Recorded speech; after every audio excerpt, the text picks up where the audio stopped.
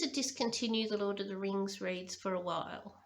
I first recorded those videos when I was a homeschool teacher, and for that purpose, just in the privacy of my own house when I wasn't even really intending to keep them, I didn't have to worry too much about copyright issues.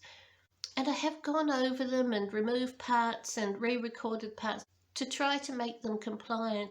But I'm very new to YouTube, and although I'm quite familiar with copyright issues in the history field and academic writing, I haven't really got my head around the issues with fictional works.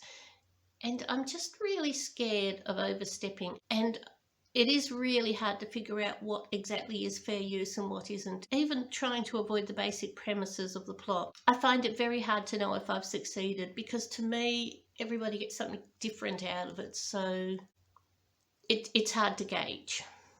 So for that reason, I'm going to leave it for a while, even though I've done all the videos, and I'm going to go on to other material that I feel are much safer.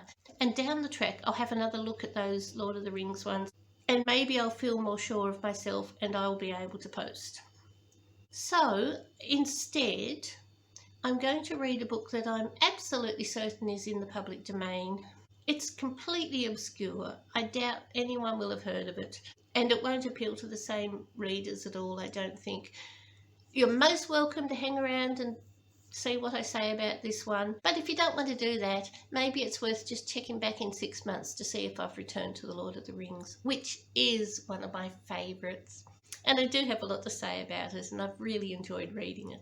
I'll do a proper introduction for this book next time, but the one I'm going to read is this one, which is the sort of thing that I've often done, is found these little second-hand books, and you can't really tell what they're about. But this is a book called The Lover Upon Trial. It's an 1853 printing of a book first published in 1848. The author, it doesn't actually tell you in this who the author is, it just says by the author of, and the other books, but the author is Augusta Louisa Lyons.